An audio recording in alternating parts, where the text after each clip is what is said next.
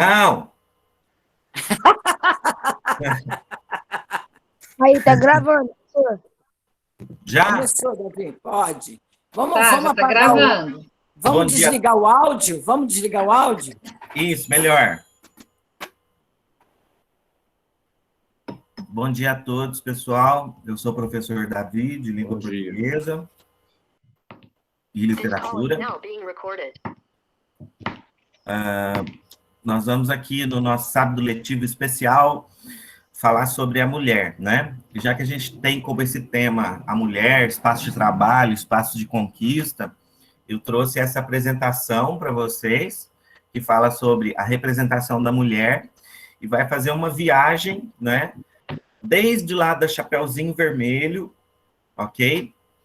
Até a Mulher Maravilha. Eu acho que eu extrapolei um pouco, mas vai ficar dentro da mesma temática, ok? O objetivo dessa comunicação é esse aqui, ó. O principal é esse aqui: investigar a representação da imagem da mulher, tá? Nos contos, nas narrativas escritas, né? Pode ser conto de fada ou qualquer outro tipo de conto, e em suas adaptações que vão para o cinema e vão também para os quadrinhos, né? E outras linguagens. Aí a gente vai procurar definir ou procurar encontrar que representação de mulher existe dentro dessas obras, né? Indagando as seguintes questões: que imagem de mulher se apresenta nos contos clássicos, nos contos de fadas, no caso, né? Essa representação, ela passou por algumas transformações com o passar do tempo, sim ou não? Que imagem de mulher a gente tinha antes, que imagem de mulher a gente tem hoje? Mudou algo, e se mudou, o quê? Tá? Essa é a indagação principal, o objetivo principal da comunicação, dessa palestra aqui do inicial. Esse vai ser o primeiro momento, ok? Depois nós teremos um intervalinho, né? Depois desse intervalinho, a gente vai ter o segundo momento, que aí sim vai ser a oficina de produção de contos, que é um conto em 13 passos, que eu elaborei para vocês, ok? E a gente começa com a historinha da Chapeuzinho Vermelho. Se vocês observarem aqui, a gente tem duas imagens. A imagem do canto, essa primeira imagem aqui, ó, que está mais sombria, mais escura, ela está relacionada com o conto Chapeuzinho... Oi? Gente, desliga o microfone, por favor. Laís, está com o microfone ligado, Laís? Ok. Essa primeira imagem aqui, ela está relacionada com a Chapeuzinho Vermelho, mais relacionada à tradição oral. O que é a tradição oral? É porque antigamente não existia a prática de escrever a história no papel e tal, e distribuir, processo de editoração e vendas. O pessoal se reunia, né, em volta de uma fogueira e tal. Não tinha televisão, não tinha rádio, não tinha aparelho de som, não tinha nada disso. Então, o pessoal se reunia ao redor de uma fogueira e começava a contar, criar contos, criar causos, né, como a gente diz aqui em Minas. Então, na Europa, lá antes até da Idade Média, milênios, né, se a gente for puxar desde do Panchatantra, lá do hinduísmo, né, a gente chega num tempo em que a Europa começa a desenvolver certas histórias de cunho exemplar, ou seja, para servir de exemplo para as crianças se comportarem bem. Então, essas histórias, geralmente elas traziam, digamos assim, entre aspas, ameaças de possíveis perigos que as crianças poderiam passar se elas resolvessem romper com a obediência, se elas não obedecessem os pais, né? Então, muitas histórias eram criadas nesse sentido, né? A história do João e Maria, por exemplo, né, representa o abandono das duas crianças, né, dos dois irmãos, João e Maria. Quer dizer, se eles não obedecessem, se eles não seguissem as regras, eles seriam abandonados, eles seriam largados, jogados ao vento, como diz, né, os árabes. Então, essa primeira imagem, ela traz uma feição mais sombria. Você vê que todo o fundo dela é escuro. O lobo, ele é maior, né, do que a menina, a Chapeuzinho. A Chapeuzinho, ela vem menor, ela traz alguns traços angelicais, né? Então, a gente vê aí algumas características, né, da criança, da menina, né, como angelical, a ternura, a puerilidade, a inocência, enfim. Só que dentro de um conto que está ligado mais à questão do terror. Depois, muito tempo depois que se passou e tal, surgiu lá os irmãos Grimm e teve também o Charles Perrault, né? Que foram pessoas muito espertas, né? Digamos assim, que foram lá escutando essas histórias, né? Nossa, aqui tem essa história aqui da Chapeuzinho Vermelho, que história legal, vamos fazer um negócio, vamos escrever? E aí começaram a escrever, né? Começaram a colocar no papel, editar, vender e ganhar muito dinheiro com isso, né? Tanto os Grimm, os irmãos Grimm, como Charles Perrault. Mas isso não quer dizer que a Chapeuzinho Vermelho seja uma obra de autoria dos irmãos Grimm, e nem que as obras do Charles Perrault sejam de autoria do Charles Perrault. Eles simplesmente coletaram, né, do folclore europeu, né, das lendas, dos contos populares, eles coletaram essas informações, esses contos, registraram no papel e venderam.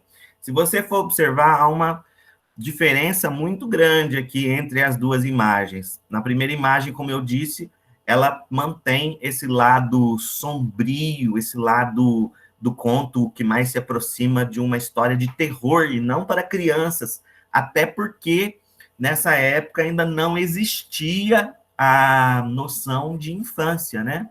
A criança não existia, a ideia, né? O conceito de criança, de tanto a tantos anos é criança, de tanto a tantos anos é adolescente. Isso foi criado só bem depois da Revolução Industrial na Inglaterra, lá no século XVIII para o XIX. Ok? Muito bem. Então, essa primeira imagem. A segunda imagem dos irmãos Grimm, você já vê uma Chapeuzinho mais alegre, mais inocente, há uma claridade, né, na capa do livro, que varre toda essa questão de terror, e aí torna a história uma história para crianças, porque ela já é editada e já é construída, assim, para crianças, porque aí o conceito de criança já passou a existir, ok? Aí tem alguns links aqui, gostaria que vocês acessassem, porque se eu colocar por aqui, eu não sei se vocês vão ter a imagem, mas eu não sei se vocês vão ter o áudio. Então, esse primeiro link aqui, ele traz uma versão bem bobinha da Chapeuzinho Vermelho, da Disney, que eles fizeram um pastiche, uma montagem no YouTube, pegaram as imagens de uma das versões clássicas da Disney e colocaram o áudio daquele disquinho, sabe aqueles disquinhos antigos de historinhas? Então, antigamente, para quem não conhece, pessoal, os alunos, eu até vou pegar um lá, só um minuto. Vocês estão me vendo aí, né? Ou estão vendo só a apresentação? Não, estamos vendo tudo, dá para ver tudo. Dá para ver tudo? Ok. Dá, você e a apresentação. Eu lembro desse disquinho que eu tinha um monte, era um vermelhinho, lembra? De plástico vermelho, que usava na vitrolinha. Eu tinha do Chapeuzinho Vermelho, eu tinha dos Três Porquinhos, eu tinha um monte deles.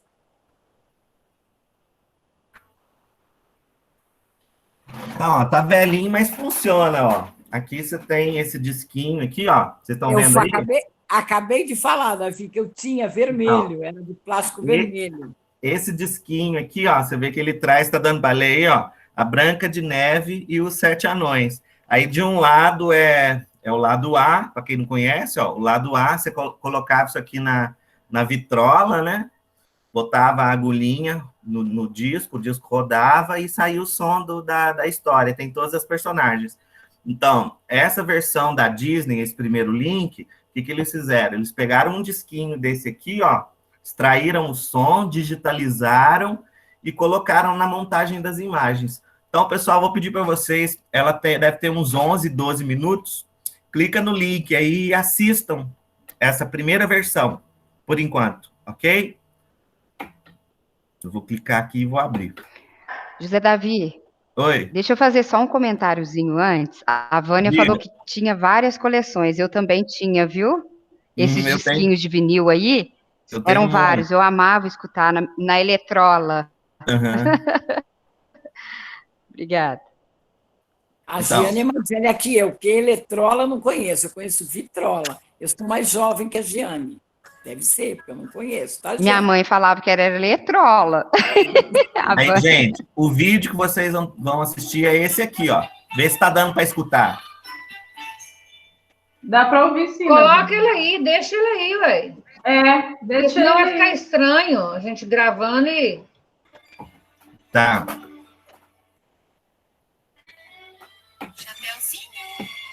Chapeuzinho, estou aqui, mamãezinha. Vai à casa da vovó entregar esta cestinha. São doces, molhos e frutas. A vovó está doente. Vou correndo, mamãezinha. Vovó vai ficar contente. Mas olha aqui, minha filha. Vai pela estrada do rio. O caminho da floresta é muito longo, sombrio. Tá dando para escutar, gente? Os disseram ontem as nossas vizinhas. Tá sim. Ao andar lá procurando as criancinhas. Não se assuste, Sim. mamãezinha. Seguirei o seu conselho.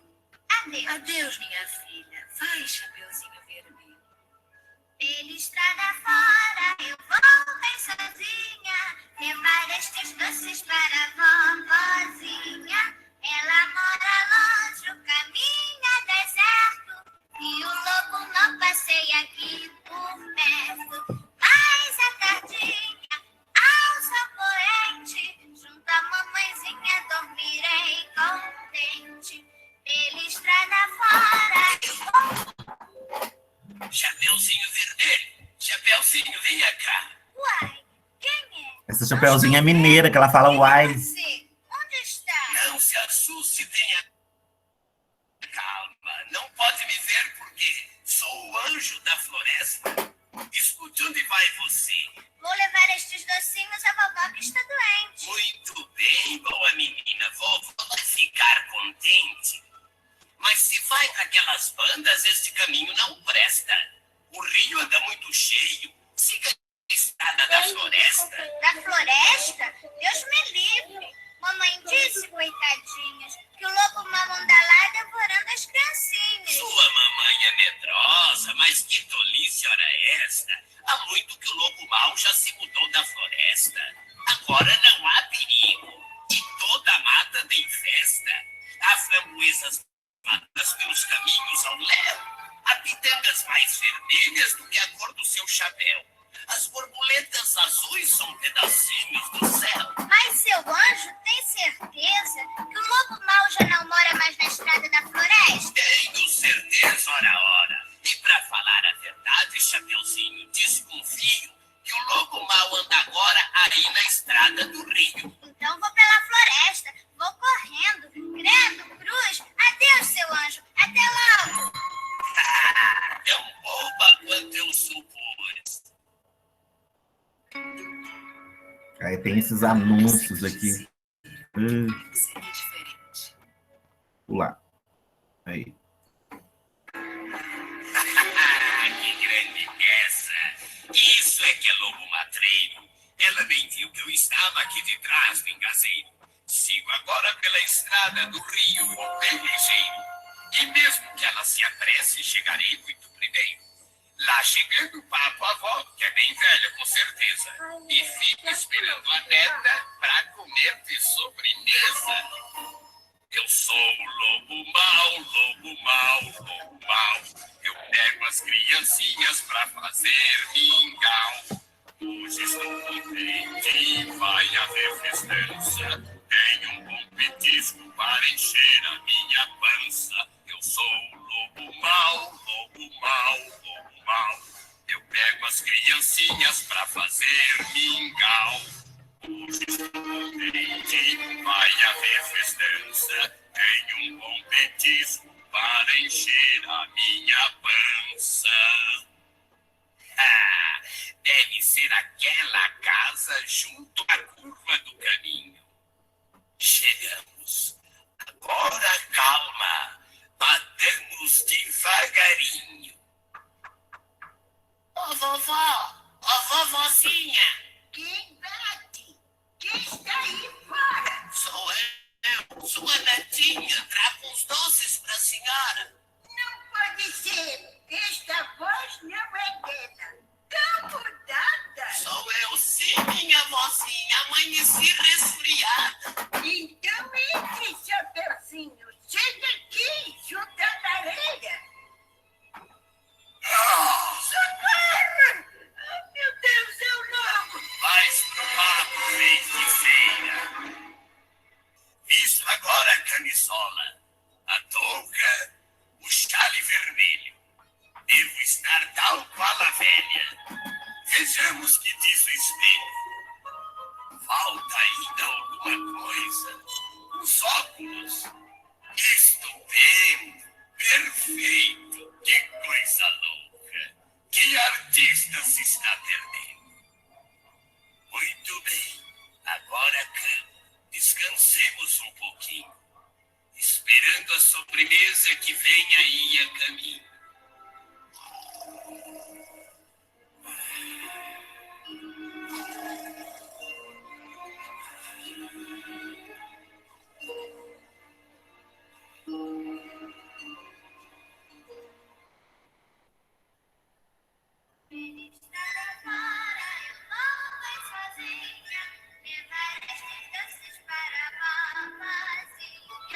Ela mora longe, o caminho é deserto, e o lobo não passeia aqui por perto. Vovó, vovó, vovozinha. Quem bate sem ordem minha? Sou eu, vovó, Chapeuzinho. Pode entrar, minha netinha. Bom dia, vovó. Bom dia. Chega aqui na minha frente. A vovozinha hoje está com uma voz tão diferente. Não é nada, minha filha. Acordei um pouco rouca. A noite fez muito frio e eu fui lá fora sem touca. Vovozinha, vovozinha, você não vai se zangar, mas para que são esses olhos tão grandes? Pra te espiar, E este nariz tão comprido, tão feio? pra te cheirar. E esta boca, vovozinha, tão grande? Queres saber? Queres mesmo? Então é pra te comer. Mamãe, vovozinha, o lobo! Não adianta, beleza. A vovó já está no papo. Vai agora a sobremesa. Seu lobinho, tenha pena. Vou te fritar nesse tacho. Ah, fugiste. Abre esta porta. Abre, senão bota abaixo. Que é isso? Que estou ouvindo? Não seria uma desgraça. Não pode ser. Mas parecem latidos de cães de caça. Os caçadores andavam caçando por trás dos morros. Será que me farejaram esses malditos cachorros? Sim, são eles, vêm chegando.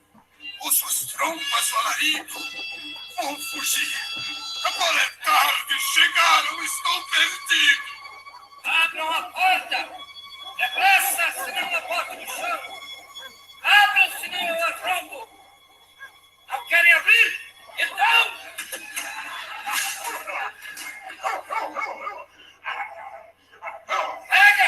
Pega, Boca Negra! Agarra o lobo, trovão!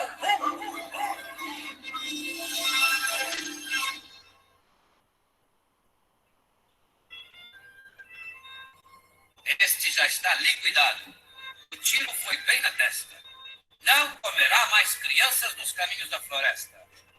Estás ouvindo desmandos? Alguém chorando baixinho. Quem está aí? Quem está aí dentro? Sou eu, Eu quem? Chapeuzinho. Pode sair, minha filha. Já não há nenhum perigo. Nossas fiéis carabinas liquidaram o inimigo. Não chores, minha menina. Não ficarás mais sozinha. Mas a questão é que o lobo devorou minha vozinha. Que horror, que barbaridade. Não chores, porém, criança, pois nem tudo está perdido quando resta uma esperança. Abriremos a barriga do lobo e a vovó querida, como foi comida há pouco, talvez ainda tenha vida. Tragam depressa os facões. Vamos abrir com cuidado, pois eu sinto alguma coisa mexendo aqui deste lado. Cortem aqui. Mais acima. Outro corte. Mais um só. Achei! Respira! Ainda vive! Vizinha, viva vovó! Ai, Chapeuzinho, que susto. Coitada da vovozinha. Tudo porque desprezaste o que disse a mamãezinha. Agora tens que voltar novamente pela estrada. A noite já vai chegando. Vou ficar preocupada. Não se incomode, senhora. Nós vamos para aqueles lados. Levaremos a menina. Não precisa ter cuidado. Então, adeus, Chapeuzinho. E não te esqueças, querida. A mamãezinha é o anjo bom que zela por tua vida. Oh, o mamãe já morreu. Agora tudo tem festa. Posso caçar borboletas. Posso brincar na floresta. Posso caçar borboletas. Posso brincar na floresta. Pela estrada fora eu vou bem sozinha, levar estes doces para a vovozinha. Ok, pessoal. Ai, que saudade, Davi. Nossa, deu até uma... Deu saudade mesmo. Nossa, deu saudade. Fiquei com medo quando abriu a barriga da vovó do lobo para tirar uma bozinha. Lápis, deu medo. Eu não lembrava Então, é dessa parte. interessante que essa história, essa versão, ela varre da obra, né, do conto da oralidade, né, todo aquele terror, e mesmo assim ainda fica um pouco, né, tanto que você sentiu o medo, né. Outra coisa, no final, não sei se vocês perceberam, o cunho exemplar. O que é o cunho exemplar? Sempre traz um ensinamento, né? Sempre traz uma coisa que a criança deveria, uma regra que a criança deveria seguir. Aí fala da mãe, que a mãe é preciosa e tal, que deve valorizar, enfim, que não deve desobedecer. Então, é quase que uma fábula, né? A história passa a se tornar quase que uma fábula, mesmo porque tem a presença do lobo, né? Que sofre um processo de personificação, né? Ele fala, enfim, é um animal que fala.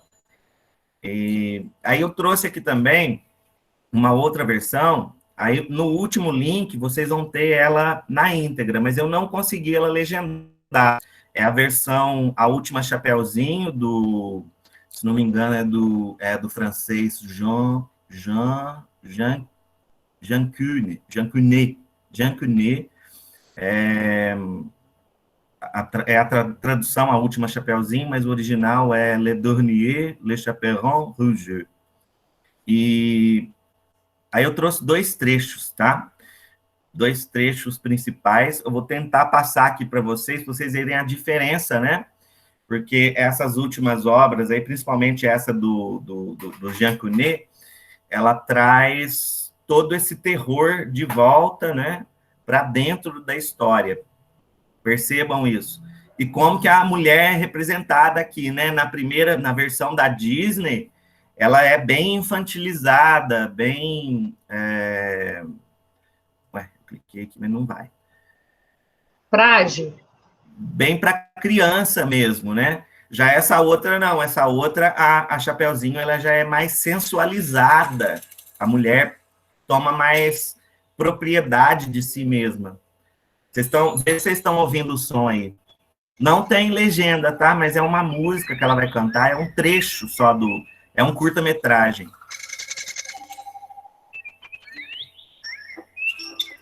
Aí, nesse caso, percebam como ela vai ela tem um ar de inocência, mas ao mesmo tempo ela é sensual e sedutora. Ela vai seduzir o lobo, né? É o contrário, a situação se inverte.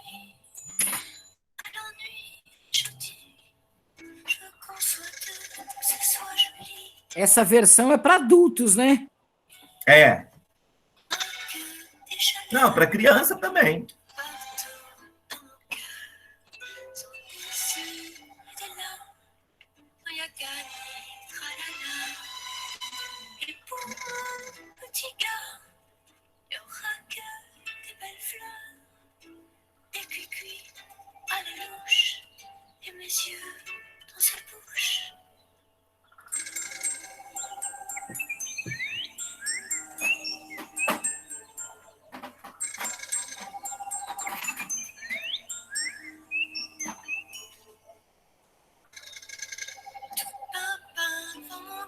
Tá dando para escutar aí, gente? Tá sim, Gabi. Professor, Oi. essa é a mesma história que a gente viu, né? Sim, é. Fiquei apavorada, né?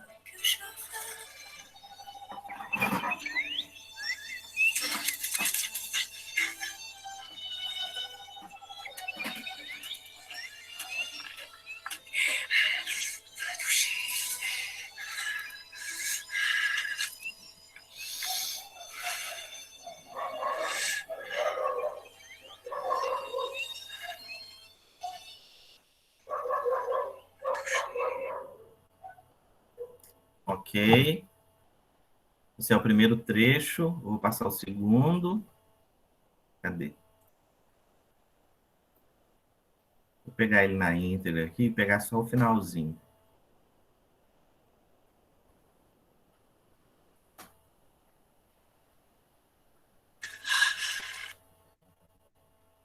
Percebam como o cenário é mais aterrorizante e a Chapeuzinho ela é mais feminilizada, né? Ela já é uma mulher, né? Ela já não é mais criança. Para abrir a porta, gire a manivela.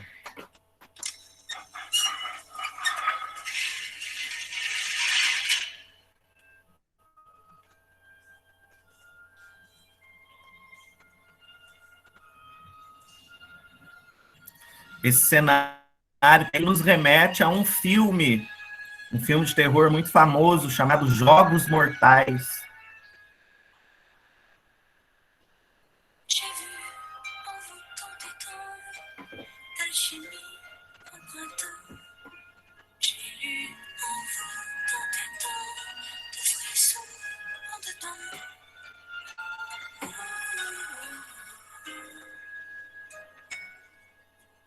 Mais je lis dans ses yeux le je ne sais quoi d'un terrible feu, le feu du désarroi. Et pourtant,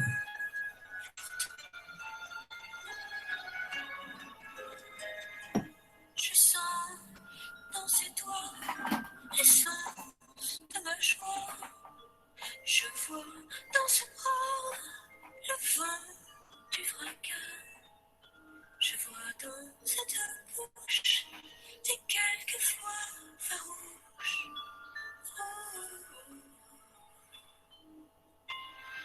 Et sur ce nez, Estou falando como o nariz, né? As suas orelhas, eu ouvi maravilhas. Aí ele tira a focinheira, né? Que é o que segura a ferocidade do lobo, né?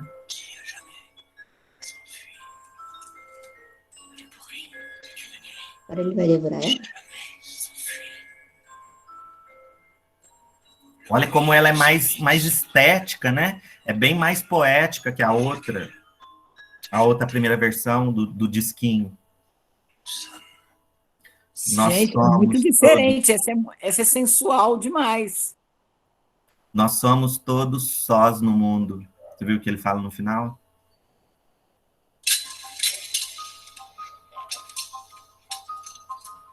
Professor, tudo escuro.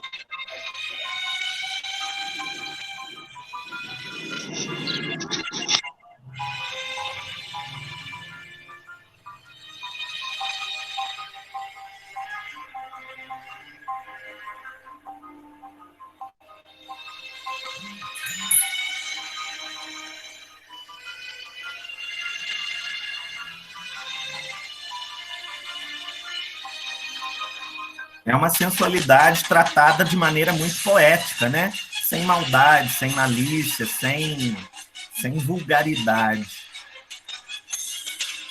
Aí a ferocidade do lobo é desperta, né? Aí a gente vê uma marca do machismo, né? Do ataque do homem contra a mulher, que remete à questão do feminicídio, né? Na imagem da mulher. Aí ele vai retomar a história original, ó, nessas falas. Que olhos grandes você tem? Ela pergunta. São.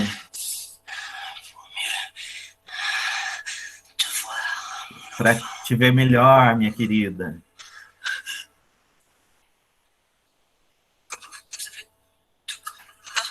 Que mãos grandes você tem.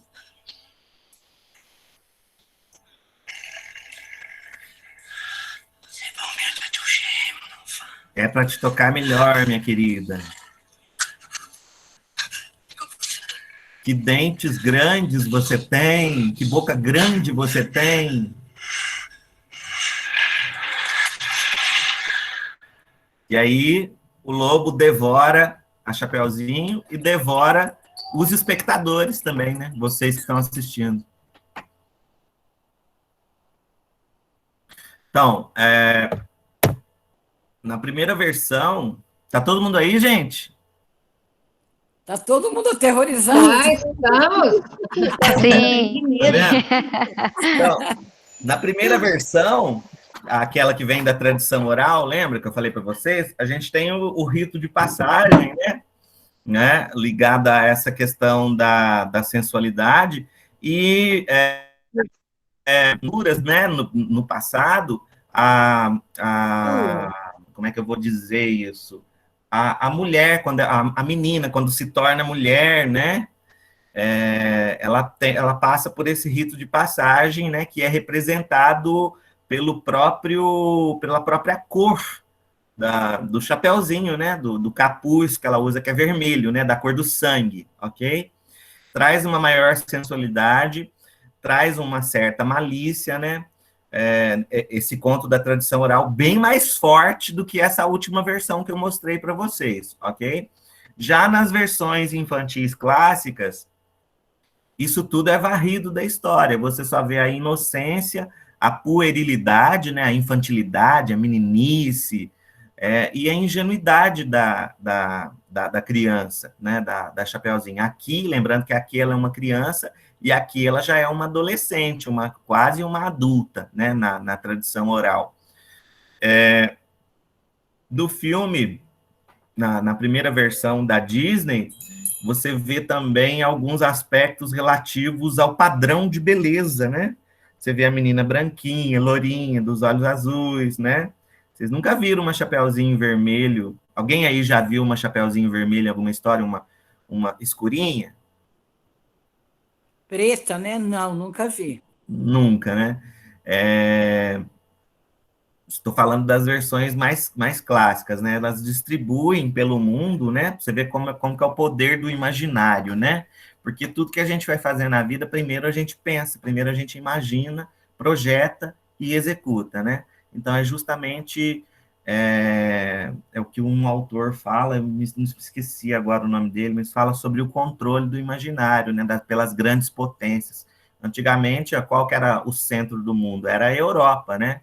Então, ela difundia todas essas histórias, tanto da tradição oral, quanto escritas, quanto no cinema, quanto nos quadrinhos, enfim, várias, múltiplas linguagens, na intenção de entreter, mas principalmente na intenção de dizer, olha, nós estamos aqui, o nosso padrão é que é o válido, a nossa mulher, a nossa imagem de mulher é que é a mais bonita, é que é a mais interessante, é a que domina o mundo. O resto é resto, né? Aí hoje é o preconceito que entra, né? Isso. Hoje isso está mudando, por quê? Porque o centro do mundo ele se deslocou da Europa para os Estados Unidos, né? E a gente tem que ter em mente essas mudanças, e eu vou tentar mostrar essa mudança na imagem da mulher por meio de obras, ok? E agora a gente vai para Rapunzel e seus diálogos. Então eu trouxe aqui, agora é na literatura, tá? A Rapunzel já nos Irmãos Grimm, na versão dos Irmãos Grimm, né? Portanto, uma história europeia. Eu vou ler com vocês aqui. Vê se vocês estão conseguindo enxergar aí a minha tela. Tá Sim, dando para tá ler? ótimo. Tá, sim. Tá? Então eu vou ler, tá? Rapunzel, um conto de fadas dos Irmãos Grimm. Era uma vez um casal que há muito tempo desejava inutilmente ter um filho. Os anos se passavam e seu sonho não se realizava. Afinal, um belo dia, a mulher percebeu que Deus ouvira suas preces. Ela ia ter uma criança. Por uma janelinha que havia na parte dos fundos da casa deles, era possível ver no quintal vizinho um magnífico jardim cheio das mais lindas flores e das mais viçosas hortaliças. Mas em torno de tudo se erguia um muro altíssimo que ninguém se atrevia a escalar. Afinal, era a propriedade de uma feiticeira muito temida e poderosa.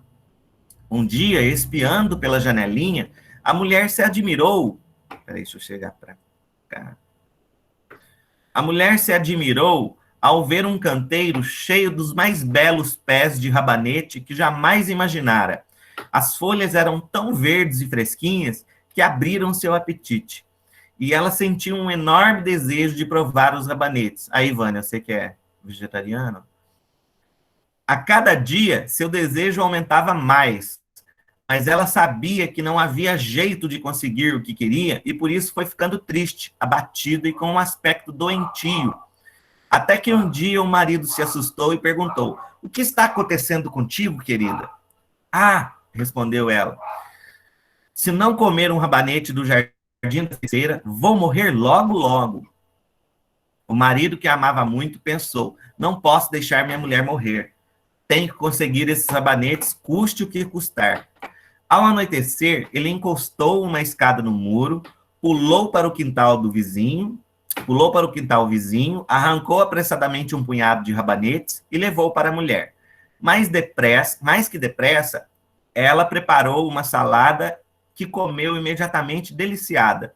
Ela achou o sabor da salada tão bom, mas tão bom, que no dia seguinte seu desejo de comer rabanetes ficou ainda mais forte. Para sossegá-la, o marido prometeu-lhe que iria buscar mais um pouco. Quando a noite chegou, pulou novamente o muro, mas mal pisou no chão do outro lado, levou um tremendo susto. De pé diante dele estava a feiticeira. "Como se atreve a entrar no meu quintal como um ladrão para roubar meus rabanetes?" perguntou ela, com os olhos chispando de raiva. "Vai ver só o que te espera." "Oh, tenha piedade", implorou o homem. "Só fiz isso porque fui obrigado. Minha mulher viu seus rabanetes pela nossa janela e sentiu tanta vontade de comê-los, mas tanta vontade, que na certa morrerá se eu não levar alguns." A feiticeira se acalmou e disse: "Se é assim como diz, deixe você levar quantos rabanetes quiser, mas com uma condição: irá me dar a criança que sua mulher vai ter. Cuidarei dela como se fosse sua própria mãe, e nada lhe faltará." O homem estava tão apavorado que concordou. Pouco tempo depois, o bebê nasceu. Era uma menina. A feiticeira surgiu no mesmo instante, deu à criança o nome de Rapunzel e levou-a embora. Rapunzel cresceu e se tornou a mais linda criança sob o sol. Olha essa passagem, né, que a mãe dá a criança para uma feiticeira, né? Isso aqui lembra um pouco a questão da desimportância que as pessoas davam naquele tempo para a criança, né? Porque a noção de infância não existia, e também lembra um pouco a questão do tráfico negreiro, né? Onde você comercializava, assim, né, as coisas, as pessoas como se fossem objetos, né? Quando fez 10 anos, a feiticeira trancou-a no alto da torre, no meio da floresta. A torre não possuía nem escada, nem porta, apenas uma janelinha no lugar mais alto. Quando a velha desejava entrar, ficava embaixo da janela e gritava: Rapunzel, Rapunzel, jogue abaixo tuas tranças. Rapunzel tinha magníficos cabelos, olha só a descrição dela, né? A imagem que ela traz, a imagem de mulher, ó. Rapunzel tinha magníficos cabelos compridos, finos como ouro, né? Loura, né? Provavelmente branca, dos olhos azuis. Quando ouvia o chamado da velha, abria a janela, desenrolava as tranças e jogava-as para fora. As tranças caíam 20 metros abaixo e por elas a feiticeira subia. Alguns anos depois, o filho do rei, aí vai entrar a imagem do príncipe encantado, né? O filho do rei estava cavalgando pela floresta e passou perto da torre. Ouviu um canto tão bonito que parou encantado. Rapunzel, para espantar a solidão, cantava para si mesma com sua doce voz. Imediatamente o príncipe quis subir. Procurou uma porta por toda parte, mas não encontrou. Inconformado, voltou para casa. Mas o maravilhoso canto tocara seu coração de tal maneira que ele começou a ir para a floresta todos os dias, querendo ouvi-lo outra vez. Em uma dessas vezes, o príncipe estava descansando atrás de uma árvore e viu a feiticeira aproximar-se da torre e gritar: Rapunzel, Rapunzel, joga abaixo tuas tranças. E viu quando a feiticeira subiu pelas tranças.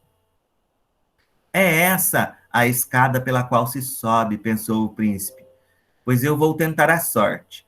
No dia seguinte, quando escureceu, ele se aproximou da torre e, bem embaixo da janelinha, gritou: Rapunzel, Rapunzel, joga abaixo tuas tranças. As tranças caíram pela janela abaixo e ele subiu. Rapunzel ficou muito assustada ao vê-lo entrar, pois jamais tinha visto um homem. Mas o príncipe falou-lhe com muita doçura e contou como o seu coração ficara transtornado desde quando a ouvira cantar, explicando que não teria sossego enquanto não a conhecesse. Rapunzel foi se acalmando, e quando o príncipe lhe perguntou se o aceitava como marido, reparou que ele era jovem e belo, provavelmente a descrição eurocêntrica também, né? E pensou: ele é 1000 vezes preferível à velha senhora. E pondo a mão sobre a dele, respondeu: sim, eu quero ir com você, mas não sei como descer. Sempre que vier me ver, traga uma meada, um pedaço, né, de tecido, de seda. Com ela vou trançar uma escada e, quando ficar pronto, eu desço e você me leva no seu cavalo. Combinaram que ele sempre viria ao cair da noite, porque a velha costumava vir durante o dia. Assim foi, e a feiticeira de nada desconfiava, até que um dia Rapunzel, sem querer, perguntou a ela: diga-me, senhora, como é que lhe custa tanto subir, enquanto o jovem filho do rei chega aqui num minutinho? Olha a distração dela, né? Ah, menina ruim, gritou a feiticeira. Pensei que tinha isolado você do mundo e você me engana. Na sua fúria, agarrou Rapunzel pelos cabelos e esbofeteou-a. Depois, com a outra mão, pegou uma tesoura e tec-tec, cortou as belas tranças, largando-as no chão. Não contente, a vara levou a pobre menina para um deserto e abandonou-a ali, para que sofresse e passasse todo tipo de privação. Na tarde do mesmo dia em que Rapunzel foi expulsa, a feiticeira prendeu as longas tranças num gancho da janela e ficou esperando. Quando o príncipe veio e chamou: Rapunzel, Rapunzel, joga abaixo tuas tranças, ela deixou as tranças caírem para fora e ficou esperando. Ao entrar, o pobre rapaz não encontrou sua querida Rapunzel, mas sim a terrível feiticeira. Com um olhar chamejante de ódio, ela gritou zombeteira: você veio buscar sua amada? Pois a linda vizinha não está mais no ninho, nem canta mais. O gato apanhou-a, levou-a, e agora vai arranhar seus olhos. Nunca mais você verá Rapunzel. Ela está perdida para você. Ao ouvir isso, o príncipe ficou fora de si e, em seu desespero, se atirou pela janela. O jovem não morreu, mas caiu sobre os espinhos que furaram seus olhos e ele ficou cego. Desesperado, ficou perambulando pela floresta, alimentando-se apenas de frutos e raízes, sem fazer outra coisa que se lamentar e chorar a perda da amada. Passaram-se anos. Um dia, por acaso, o príncipe chegou ao deserto no qual Rapunzel vivia, na maior tristeza, com seus filhos gêmeos, um menino e uma menina, que haviam nascido ali. Ouvindo uma voz que lhe parecia familiar, o príncipe caminhou na direção de Rapunzel. Assim que chegou perto, ela logo o reconheceu e se atirou em seus braços a chorar. Duas das lágrimas da moça caíram nos olhos dele e, no mesmo instante, o príncipe recuperou a visão e ficou enxergando tão bem quanto antes. Então, levou Rapunzel e as crianças para o seu reino, onde foram recebidos com grande alegria e ali viveram felizes e contentes. Então, você tem aí o final feliz, né? Depois de tanta amargura, tanto desespero, né? Na figura da Rapunzel. Pessoal, vocês estão aí? Estamos emocionados. Davi. Ok. Essa é a versão dos irmãos Grimm. Oi? Eu tô. Essa versão eu nunca tinha ouvido, não, professor? Essa é a Mas, versão na verdade, nem eu. Essa é a versão dos irmãos Grimm, né? Recolhida lá dos contos orais. Você vê que ela traz a imagem bem nítido ali, a imagem da vilã, né? A feiticeira e tal. As tranças, a torre, né? Um lugar bem alto, né? Tudo isso é símbolo, gente. Enfim, aí eu trouxe aqui... parecido com o que eu já ouvi. Mas Oi? é tipo parecido com o que eu já ouvi. Mas o comecinho não era assim, igual que eu já ouvi, não. Era de outro tipo. Depois vocês comparem com as que vocês conhecem, ok? Ô, professora, ó, eu já te enviei, tá? A prova. A prova eu já enviei já, tá? Tá, Alessandra, agora não é hora disso, né? Vamos lá? Vamos focar aqui na apresentação. Aí eu trouxe aqui um conto chamado A Moça Tecelã, da Marina Colasanti, que ele vai dialogar com a Rapunzel, né? Ele traz uma imagem de mulher diferenciada, né? Que ali a figura da Rapunzel é uma mulher totalmente dominada, né? Pela feiticeira. Ela foi abandonada pelos pais por causa de rabanetes, né? E aqui a Moça Tecelã, não. Aqui ela usa da maravilha do conto mágico para tecer os seus sonhos, as suas vontades, os seus desejos, né? E tudo que ela tecia no tear acontecia na realidade da vida dela. Ok? Então, A Moça Tecelã, de Marina Colasanti. Está dando para vocês acompanhar aí o texto? Na tela? Oi? Será que eu caí? Tá dando sim, Davi. Tá. Ok, então vou começar aqui, ó. Acordava ainda no escuro, como se ouvisse o sol chegando atrás das beiradas da noite, e logo sentava-se ao tear. Linha clara para começar o dia, delicado traço cor da luz, que ela ia passando entre os fios estendidos, enquanto lá fora a claridade da manhã desenhava o horizonte. Depois, lãs mais vivas, quentes lãs, iam tecendo, hora a hora, em longo tapete que nunca acabava. Se era forte demais o sol e no jardim pendiam as pétalas, a moça colocava na lançadeira grossos fios cinzentos do algodão mais felpudo. Em breve, na penumbra trazida pelas nuvens, escolhia um fio de prata. Olha a poeticidade que existe aqui em relação ao primeiro, né? Muito mais estético, muito mais poético. Então, em breve, na penumbra trazida pelas nuvens, escolhia um fio de prata que em pontos longos rebordava sobre o tecido. Leve, a chuva vinha cumprimentá-la à janela. Mas durante muitos dias, o vento e o frio brigavam com as folhas e espantavam os pássaros.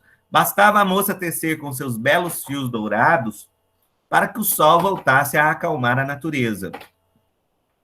Assim, jogando a lançadeira de um lado para o outro e batendo os grandes pentes do tear para frente e para trás, a moça passava seus dias. Nada lhe faltava. Na hora da fome, tecia um lindo peixe com cuidado de escamas, e eis que o peixe estava na mesa, pronto para ser comido.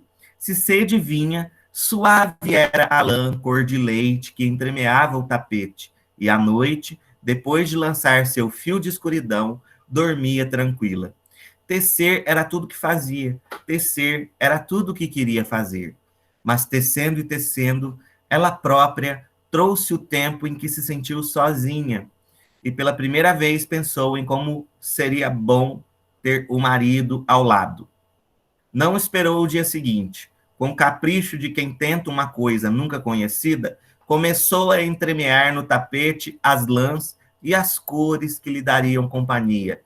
E aos poucos seu desejo foi aparecendo: chapéu emplumado, rosto barbado, corpo aprumado, sapato engraxado. Estava justamente acabando de entremear o último fio do ponto do sapato, o último fio da ponta dos sapatos, quando bateram à porta. Nem precisou abrir. O moço meteu a mão na maçaneta, tirou o chapéu de pluma e foi entrando em sua vida. Aquela noite, deitada no ombro dele, a moça pensou nos lindos filhos que teria para aumentar ainda mais a sua felicidade.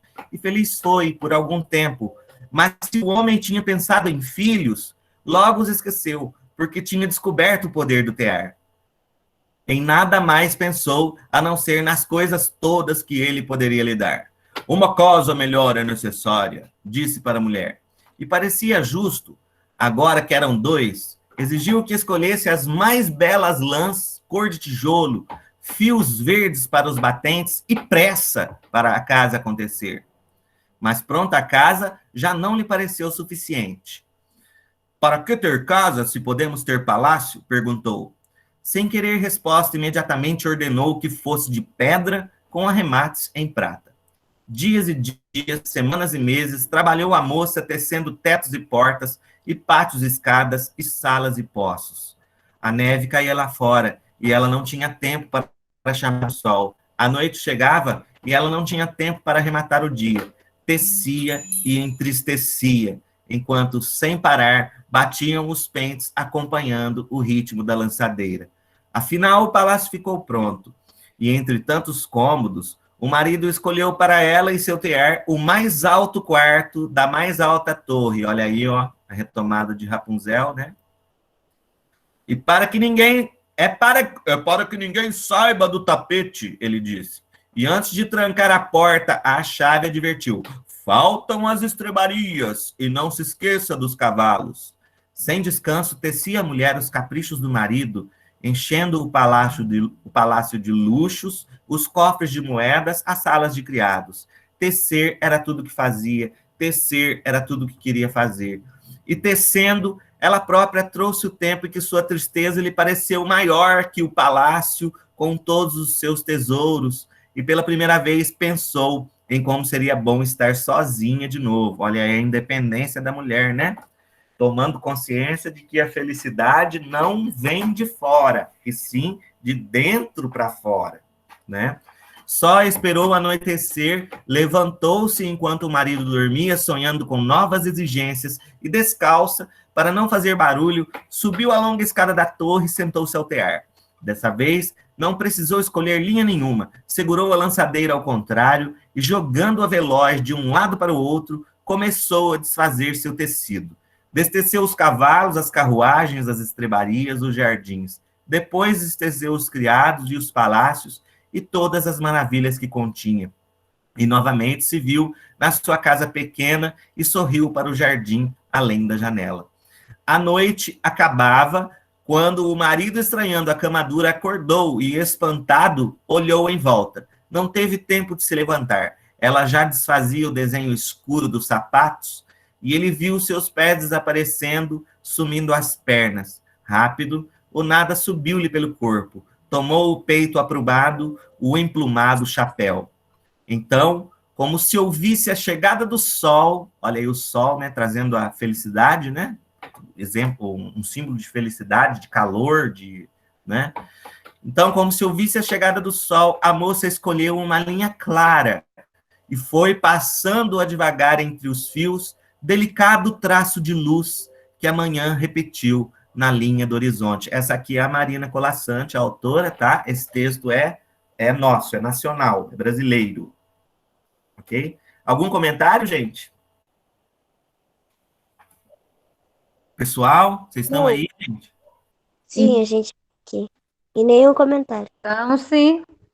Ok? Estamos, sim, tá muito bom. É que Agora ficou vamos lá igual a pra- biblioteca. Todo mundo fica Oi? quietinho para ouvir a história. É verdade, Ai, ele não falou fala correto mesmo. Agora Gostei. vamos lá para a comparação, ó. A primeira versão, que foi essa aqui, a Rapunzel, né, do Green, e a moça Tecelã. Então, nós temos aqui a mulher, a imagem da mulher em Rapunzel. Você vê que ela traz ainda a cultura eurocêntrica, né? A branquinha, né? Os olhos azuis, o cabelo louro, né? Os fios dourados e tal.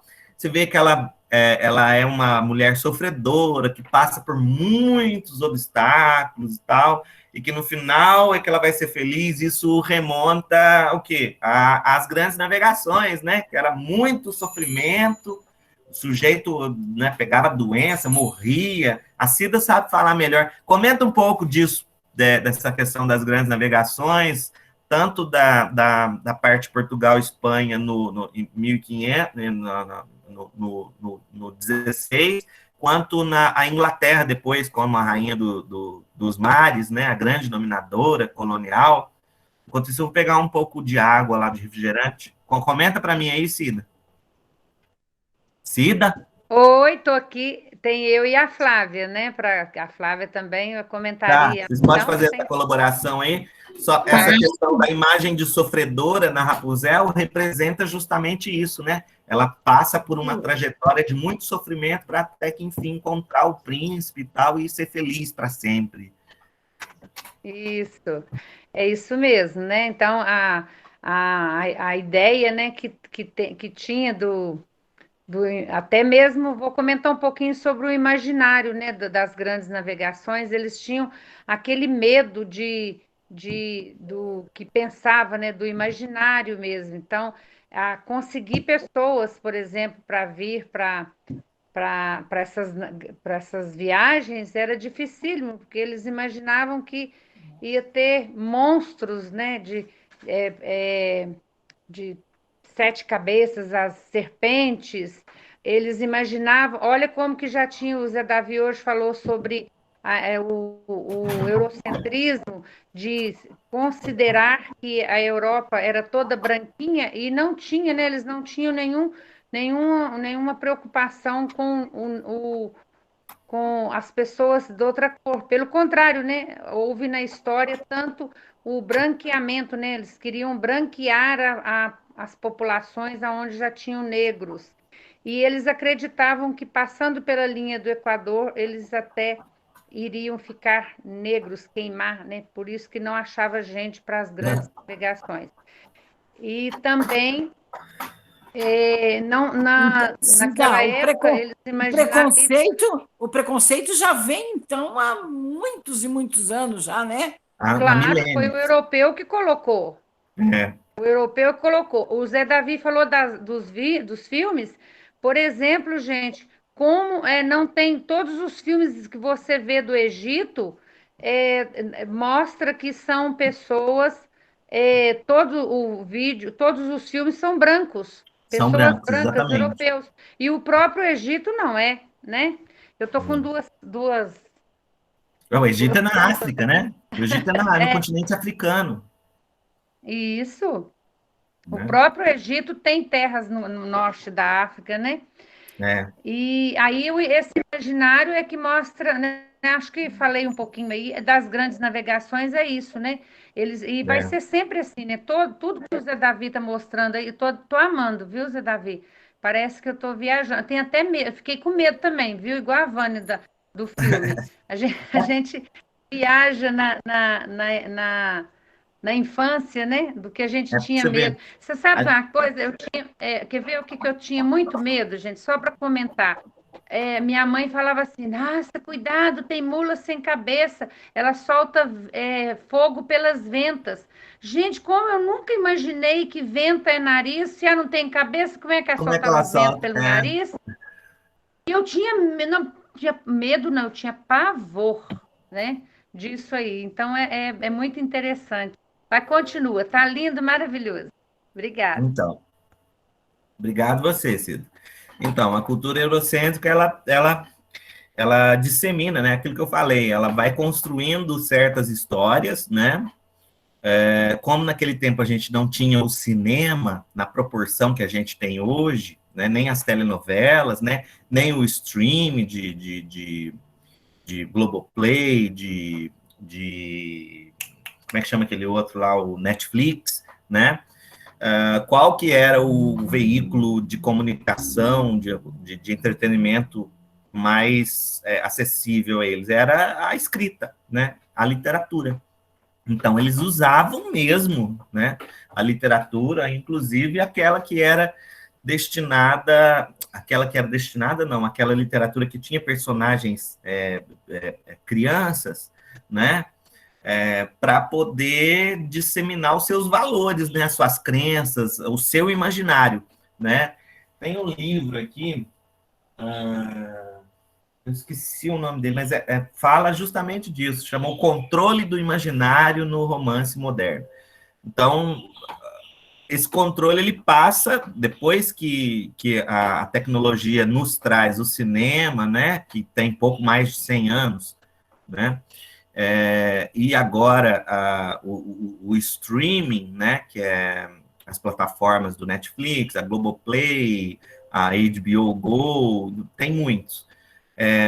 Eles trazem esse mesmo controle do imaginário através de obras, né, que vão falar com o seu subconsciente e vão colocar lá dentro a informação, ó, o nosso povo aqui é o melhor, tá? Você não é nada, não, você é lixo, você é o resto do mundo, tá? É nós que prestamos, vocês não prestam, não. Só que agora isso deslocou, né? Então, aqui, na Mulher em Rapunzel, você vê essa imagem de uma mulher eurocêntrica, sofredora, o que metaforiza essa questão das grandes navegações. Ela é uma história de cunho exemplar, onde a mulher... Você vê ali a imagem de duas mulheres. Primeiro, a mãe da Rapunzel, né? Que abandona, que quer comer o rabanete da vizinha, que é uma feiticeira, né? Tem um muro alto, grande ali, que não... Esse muro quer dizer uma regra, uma lei que não pode ser descumprida. Se for descumprida, vai ter uma consequência. Então, por descumprir essa lei, por cruzar esse muro, pegar o rabanete por 2 vezes, ela perde a criança, né? Tem a questão do tráfico negreiro também aí, metaforizado aí. E depois da imagem da própria Rapunzel, que fica presa numa alta torre. Essa torre... quanto mais alta, né, as janelas grandes, né, inclusive aqui em Campanha, se você for observar nos grandes casarões coloniais, isso eu não estou falando bobagem aí, Cida e Flavinha. Nos grandes casarões coloniais, você vê muitas janelas e janelas grandes, enormes, né, bem enfeitadas, ornamentadas, e isso era símbolo de riqueza, né, daquela família, daquele clã, né. Então, essa torre aí já demonstra os castelos e tal, o poderio europeu, né. E o maniqueísmo, né, infelizmente traz aí a ideia de bem e mal, bem divididinha, né, e é justamente essa questão de enxergar a vida como 2 lados da moeda, né, como se tudo fosse ou isso ou aquilo, né, ou bom ou mal. Você vê que o preconceito, ele nasce dessa visão dualista do mundo, dessa visão maniqueísta do mundo, né? Você pega lá, então, a pessoa boa, a Rapunzel, e o príncipe encantado, e a bruxa, né? A malvada, o bem e o mal. Aí você vem trazendo aqui, você pode fazer uma lista de coisas que vão gerar preconceito justamente por causa desse choque de contato, né? Os europeus e os colonizados, né? O bom e o mal, o claro, né? O branco e o negro, né? O rico e o pobre, né? E por aí vai, você vai tecendo uma grande tabela de lista de características, né, de adjetivos que são antitéticos, né, que são contrários, né? Isso a gente chama de maniqueísmo, né? E é isso que reforça a ideia de preconceito, porque se você for observar na vida real, né, isso aqui é uma representação da realidade. Rapunzel é uma ficção, uma representação da realidade, né? Então, se você for observar na vida real, nem sempre, às vezes, o sujeito fulano é mau. Ele não pode ser classificado só como mau, né? Todo ser humano, por mais ruim que seja, pelo menos uma gotinha de bondade ele tem lá dentro dele, né? Assim como todo ser humano, por melhor, mais santo que seja, ele tem lá dentro dele uma gotinha de malícia, uma gotinha de maldade, né? Então, esse maniqueísmo aí é uma visão já bem de passado, né? Não tem como você analisar por esse viés. E a imagem do príncipe encantado, né? Que a mulher aqui, no caso, a Rapunzel, você vê que ela é infeliz o tempo todo, e ela só se torna feliz e completa quando ela reencontra com o seu príncipe encantado, né? O filho do rei lá, né? E o final feliz, né? Então, primeiro, hoje, na realidade, a gente tem, nem sempre as pessoas vão ter o seu príncipe encantado, né? Isso é uma realidade. E nem sempre as histórias na vida real têm finais felizes, né? A gente sabe a dureza da vida. Mas, como é uma história dita, feita para crianças, e feita para entreter, e feita para ensinar também, porque tem esse cunho exemplar, né? Então, ele traz esse final feliz para desenvolver esse otimismo, essa visão demasiadamente otimista da vida, o que, ao mesmo tempo, é positivo, mas também é negativo, porque não mostra as dificuldades e os desafios, os obstáculos que, porventura, eles vão ter que passar, né, no decorrer dessa vida. Já no texto da A Moça Tecelã, né, da Marina Colasanti, que já é uma coisa muito mais atual, né, do terceiro milênio, né, você vê que essa cultura eurocêntrica, ela sai de cena. E aí você tem a imagem de uma mulher trabalhadora, empreendedora, né, ela fica o tempo todo ali no tapete, tecendo, e as coisas acontecendo, né, então essa visão empreendedora, né, essa visão metaforiza o que as grandes corporações, o capitalismo, o desenvolvimentismo, o sonho americano, né? Aí você já vê uma visão, apesar de ser uma história brasileira, ela está calcada, né, nessa visão de sonho americano, né? Ela no segundo tópico aqui, você vê que eu coloco, ela é sonhadora, a Moça Tecelã, ela é sonhadora e realizadora, porque ela projeta lá no tear, faz e a coisa acontece, né? Ela já é mais segura de si, de sua identidade enquanto mulher, né? No entanto, ela ainda traz esse maniqueísmo, um pouco desse maniqueísmo, né? Embora ela subverta, né? Torça essa imagem do príncipe encantado enquanto mocinho, o herói da história, né? Ele passa a ser o príncipe que ela queria, né? O marido que ela queria, acaba sendo o vilão da história, né?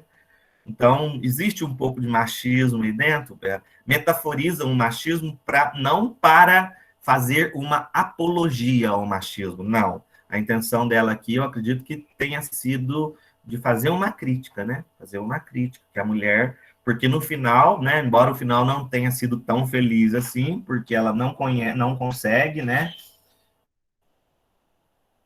o príncipe encantado que ela idealizou, né? Mas ela descobre que com esse marido ela era muito infeliz, então ela resolve se libertar. Então é a ideia da liberação feminina, né?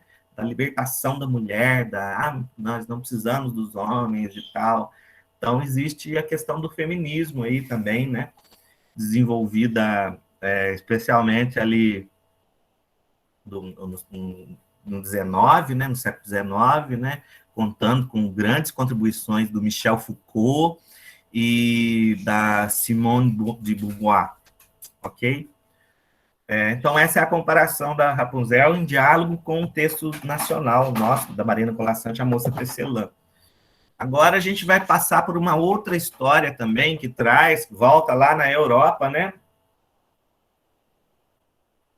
Tradição oral, portanto, traz esse terror, esse horror, né?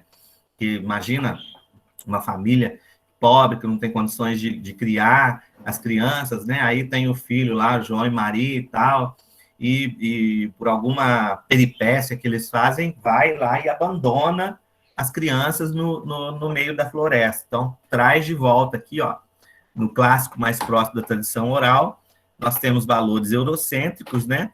De novo, a exemplaridade, né? Que é um ensinamento quase que fabular, tipo assim, a criança não pode fazer isso e nem aquilo, porque se ela fizer, é o que sente o leitor, né? Ou pelo menos o que sentia a criança naquela época, quando escutava essas histórias, né?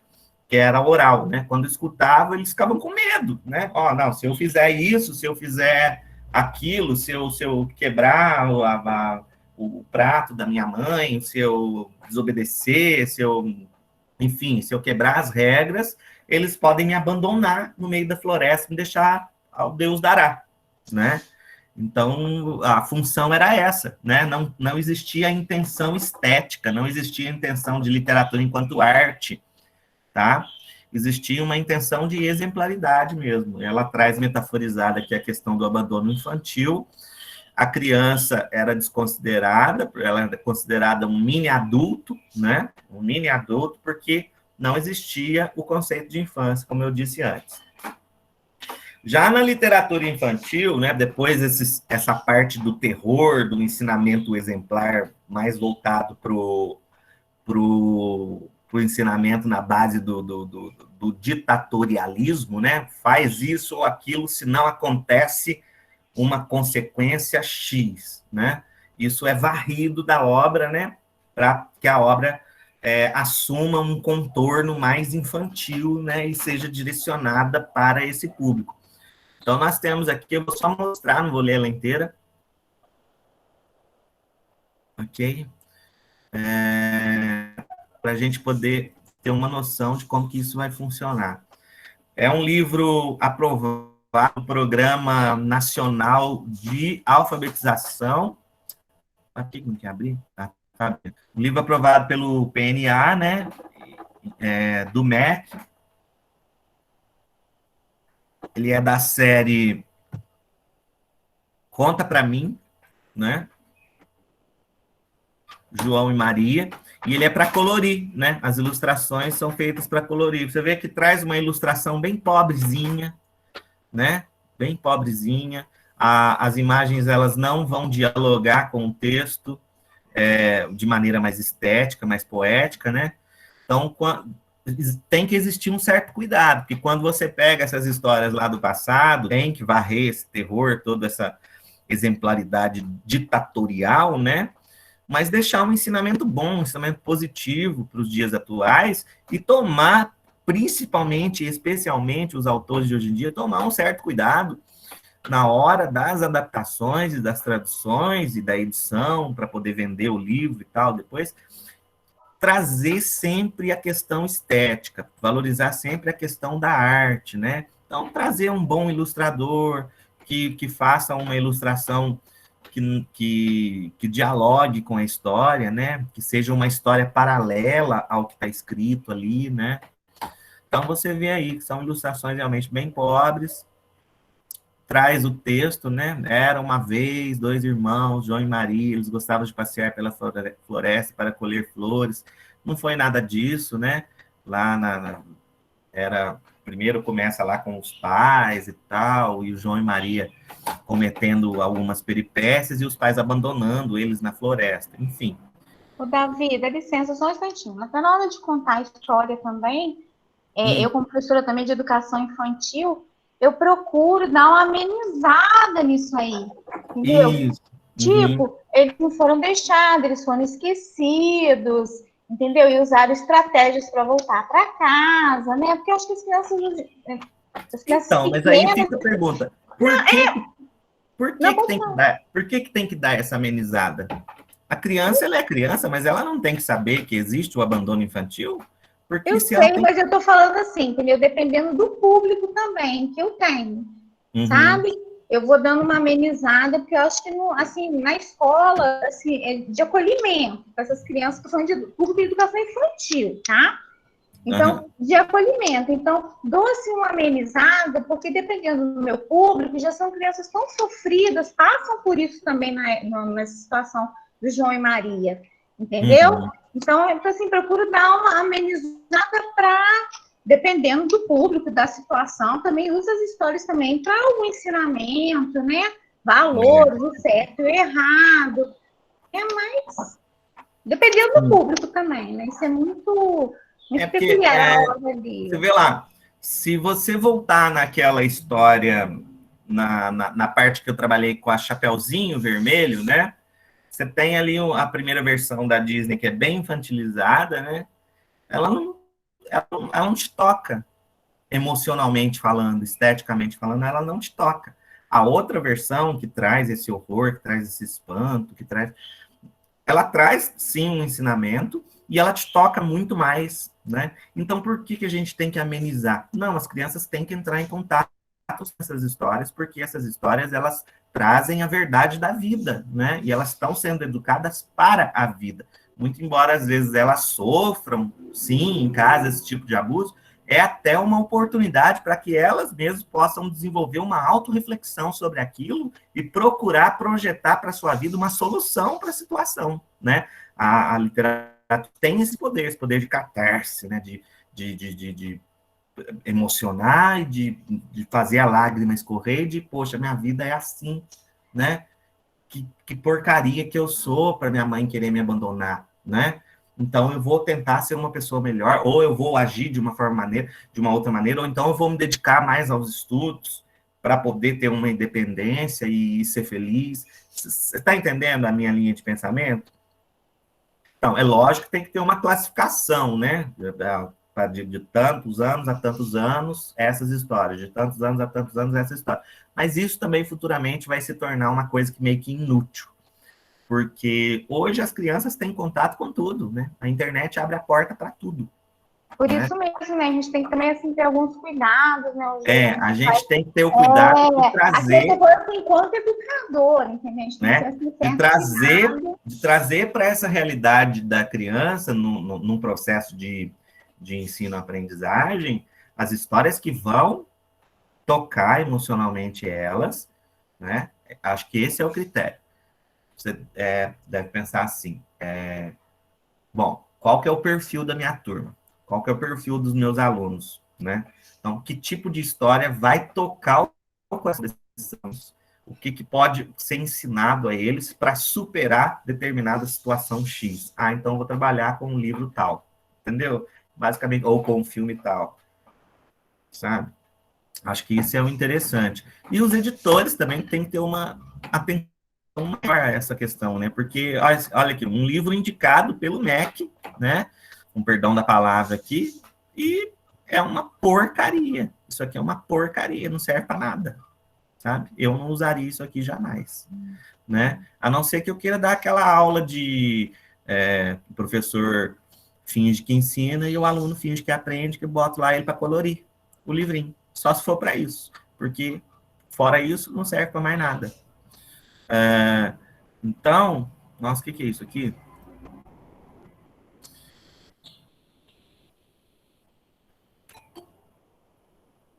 Gente, vocês estão me vendo aí ainda? Sim, estamos te vendo. Estamos sim, Davi. Com certeza. Estamos. Ouvindo atentamente. Eu quero achar aqui a minha apresentação, para onde que ela foi. Ela sumiu. Ah, tá aqui. Espera aí. Onde que eu tinha parado mesmo? Na Rapunzel, né? Sim. Davi, dá licença um instantinho, por favor. Sim. A aluna Ana Carolina está pedindo para aceitá-la, por favor. Acho que eu já aceitei. Tem mais alguém querendo entrar? Ela acabou de me mandar mensagem aqui no PV. Já deu certo? Ela já entrou já. Já? Ah, então beleza. Já. Ela já. Obrigada. Nada. Então, voltando aqui. Então, acho que é isso, né? Você vê a imagem da mulher em Rapunzel e a imagem da mulher na Moça Tecelã já faz um deslocamento, né, desse ponto eurocêntrico para o novo centro do mundo, que sem dúvida é os Estados Unidos da América, né? Hoje a gente não tem mais a situação de colonização como era antigamente, né, na Europa, né? E o que o europeu fazia? O europeu vinha, a primeira coisa que ele fazia era dizer, a minha cultura é a válida, a sua não vale nada. Então, a primeira coisa que você tem que fazer é aprender a minha língua. E depois a religião, né? E aí ele promove um processo que a gente chama de aculturação, né? O apagamento cultural, ele vai apagando a cultura daquele povo nativo, por exemplo, dos indígenas daqui do Brasil, né? E vai introduzindo ali a sua língua, né? E a sua religião. É o caso do que aconteceu, por exemplo, com os jesuítas aqui no Brasil, né? Eles tinham a missão de promover essa distribuição do cristianismo aqui, sendo que os indígenas eles já tinham a sua própria língua, a sua própria religião, a sua própria cultura, nada disso foi respeitado, né? E coisas que às vezes eram ainda bem mais desenvolvidas do que os europeus, como, por exemplo, lá nos povos lá daquelas cidades lá de Machu Picchu, lá no Império... Inca. Qual que era mesmo, Cida? Império Inca. Império Inca, exatamente. Eram civilizações desenvolvidas, muito desenvolvidas, né? Foram dizimadas, né? Lá no México, você tem Os astecas no México. Isso. Então, tem lá na Cidade do México, você tem a parte que é arqueológica, o sítio arqueológico lá ainda, né, dos astecas, né? Foram dizimados. Hoje, não. Hoje não existe mais esse tipo de colonização. Mas será que a colonização acabou? Será que não existe uma espécie de neocolonialismo cultural, né? Que a gente vai engolindo certas coisas do cinema, da literatura, dos quadrinhos, sem esse olhar crítico, sem esse olhar de leitor, né? Então, é para se pensar isso, né? Que imagem de mulher tem trazido isso para nós, esse cinema norte-americano, esse novo cinema norte-americano, né? Aqui nesse texto você tem a Tecelã trazendo todos esses elementos, né? E o terror em João e Maria, né? O livro infantil, como eu falei. E aí você tem um cinema, no cinema norte-americano, eu trouxe só o trailer, né? Nem sempre ele é só negativo, ele tem coisas muito positivas também, né? Esse trailer aqui, ele traz de volta a questão do terror, do abandono mesmo, né? Para ser discutido, para colocar em pauta, né? E mostra ali como, através de elementos do conto maravilhoso, do conto fantástico, né? Como que isso pode ser superado, né? Como a mulher pode criar uma identidade própria, né? Se tornar mais segura de si, empreendedora. Isso é o ideal do sonho americano, né? Então, vou passar para vocês aqui só o trailer, para vocês terem uma ideia, né? Muda até o título, gente. O título que era João e Maria, agora dá um destaque para Maria. Não é mais João e Maria, é Maria e João, né? O filme. Maria e João, o Conto das Bruxas. Eita! Vocês estão escutando alguma coisa aí? Sim. Então, eles estão enaltecendo mais a mulher, se coloca a Maria na frente. Exatamente. Agora que o foco é... Exatamente. Gostei de ver, agora tá bom. E é um filme classificado como filme de terror. Mas na indicativa, na censura, é para 16 anos. Tá? Que depois, se vocês quiserem assistir, aí tá lá no Telecine. Então, o que a gente vê aqui? Focalizando a imagem da mulher. As versões mais antigas do João e Maria, você tem o título, né? O João, ele sempre aparece em primeiro lugar, né? Depois é que vem a Maria, né? Então, fica aí a questão. O garoto é mais protagonista que a menina, né? Se o título é João e Maria, os dois têm que ter o mesmo peso, né, de protagonista dentro da história. E não é bem isso que acontece nessas versões mais antigas, né? Há um certo machismo, olha aí a interrogação. Isso é uma pesquisa que eu não fiz ainda, eu não desenvolvi, né, nenhuma tese, nenhum artigo sobre isso, então isso aqui é apenas uma indagação que eu estou repassando para vocês, tá? É uma hipótese. Existe, sim ou não, né? Há uma atualização de valores eurocêntricos, né, nessas versões mais antigas. O conto, ele não é propriamente infantil, mas não esse infantil aqui eu quis dizer que não é que ele não seja feito para crianças.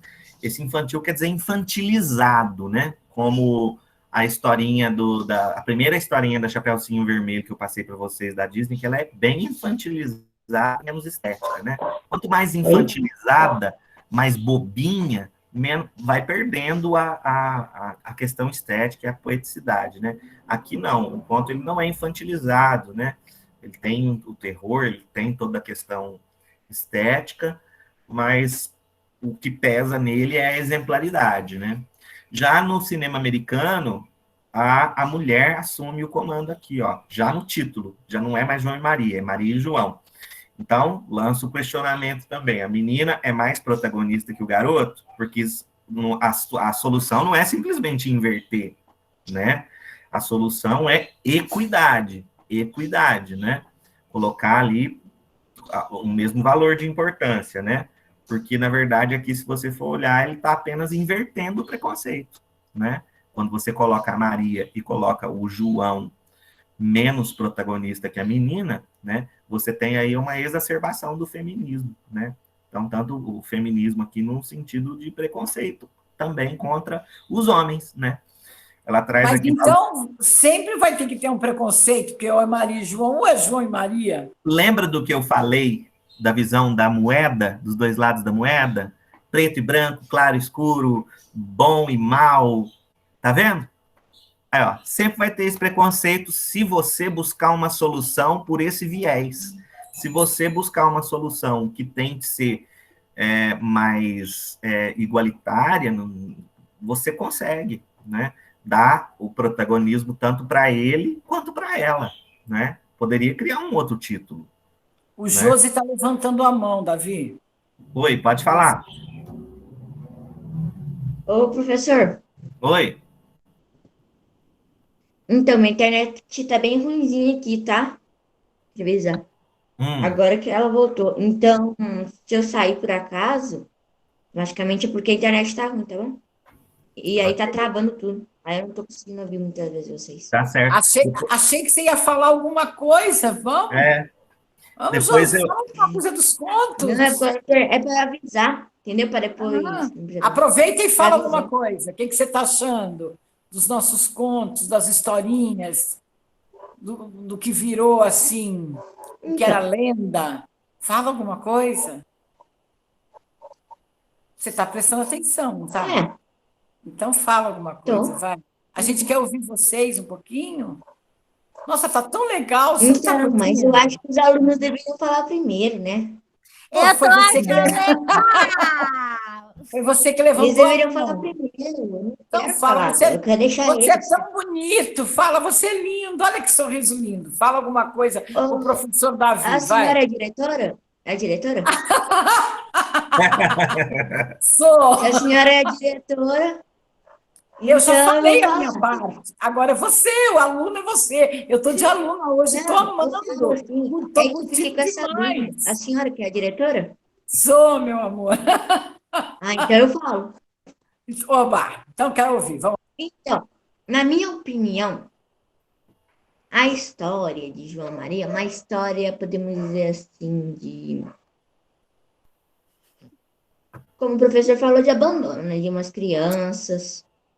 de abandono de criança, e eu não entendi o que isso teria a ver com o fato das mulheres. Maria é a mulher, a criança abandonada, né?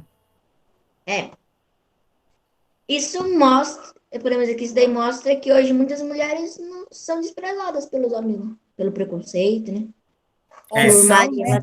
Nessas versões mais antigas, né? Nessas mais atuais, elas estão assumindo um certo protagonismo. Então, Mas hoje em dia ainda existe nesse machismo, né? De homem. Existe. Oh, O professor acabou de falar sobre isso mesmo. Tem culturas que os homens são superiores às mulheres, né? Por exemplo, tem culturas que as mulheres, às vezes as filhas servem os filhos, né? E eles querem, né? Não que seja, eles querem que seja submissa ao homem. Olha, agora eu vou defender a nossa classe. Não, mas calma. Isso, Vânia, isso mesmo. Mas eu ainda nem terminei, calma. Então, mas em certos países, como o Brasil, ainda temos que melhorar um pouco nisso. Existe a igualdade, né? Existem algumas igualdades quanto às mulheres, né? Por exemplo, as mulheres têm o direito de votar. Então, de lá para cá, foi uma grande mudança, né? E foi algo muito bom para as mulheres, né? Ter os mesmos direitos que os homens, né? E essas histórias, porque elas mexem com o imaginário das pessoas, né? Elas chegam também nos governantes, né? Nas pessoas que decidem os destinos da nação, da humanidade e da própria cultura, né? Que criam cultura, né? Então, isso, de uma certa forma... Nós temos que admitir, né? Nós homens temos que admitir que se nós vivêssemos sozinhos, nós não íamos conseguir fazer as coisas que as mulheres faziam. Né? E você nasceu de quem? Da mamãe. Então. A mamãe é o quê? Peraí que eu tô com a câmera. Mulher, né? Então. Sem a mãe. A mulher não ia nascer, né? Você tem que ter essa igualdade, né? Não pode ser um superior ao outro. Ok, gente? Ok. Eu falei, viu? Mas eu falei porque a diretora tá aqui. Então quer dizer que você só fala quando a diretora vai aparecer, então? Professor Davi. Oi. Desculpa interromper. Muitos estão perguntando do intervalo, vai ter? Vai, deixa eu só concluir esse pedaço aqui, aí a gente faz um intervalo de uns 15 minutinhos, pode ser? Pode sim, certinho, obrigada. Ok, então vamos lá, gente, só para... Aí eu trouxe também algumas princesas da Disney, né, que traz esse ideal, esse sonho americano, né, de mulher, né.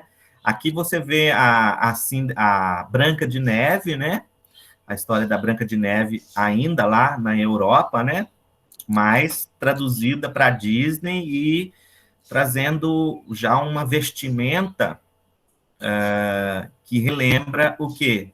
O azul, o vermelho aqui, ó. Que cores que são? Que bandeira que tem essas cores? Azul e amarelo, Brasil? Vermelho, vermelho. Eu só vi a Frozen. Estados Unidos? Estados Unidos, tá vendo? Foi a Aline que comentou, e eu copiei. Ok? Muito bem. E aqui você tem a Frozen. Oi. A Branca de Neve tá grávida. Tá grávida. Muito bem. Aqui você tem a Elsa, né? Também.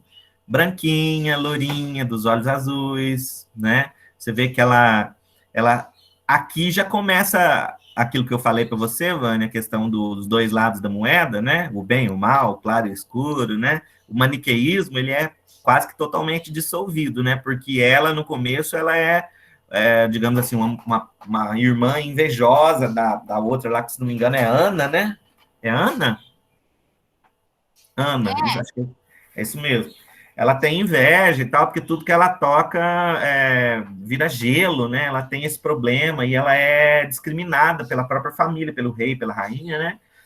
Então, ela resolve se livrar disso, se libertar disso, né? Então, traz aí o ideal da liberdade feminina, traz o ideal do se você quer, você pode, você consegue, o sonho americano. E ao mesmo tempo que ela tem um pouquinho de inveja, que ela sente a dor por ser discriminada, ela também é boa, ela é boa e mal ao mesmo tempo. Então, eu posso caracterizar ela como uma vilã? Não posso, sabe? Porque ela é um ser humano, ele é falho, ele é bom, ele é mal, ele odeia, ele ama, ele... sente dor, enfim, sabe? Ela é uma personagem mais humanizada, sabe? Menos colocada numa caixinha. Não, você é mal, você é bom, entendeu? Então, ela é mais humanizada. Embora ainda traga, né, a questão da americanização do mundo, né? Através da própria postura dela, dos ideais que ela traz dentro da história, né? Aí eu pergunto, essas histórias, elas são para crianças realmente, né?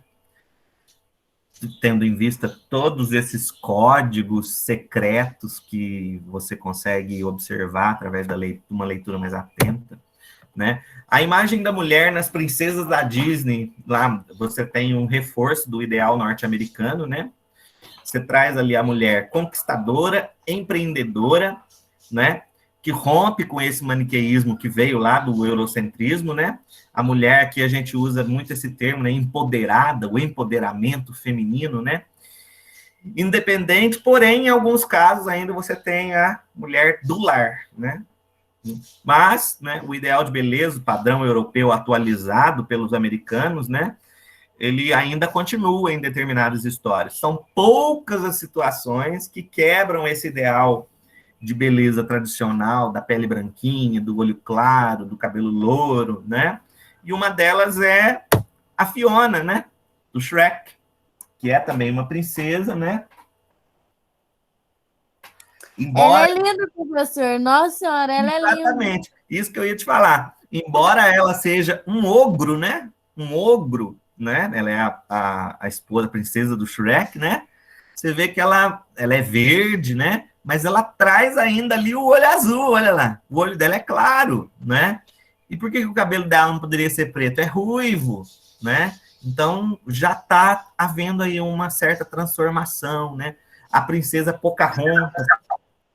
Pocahontas também quebra um pouco esse padrão, né? Então, nós temos aí uma espécie de evolução, né? De um olhar, né? Para a questão da alteridade, né? De entender e de respeitar as outras culturas, né?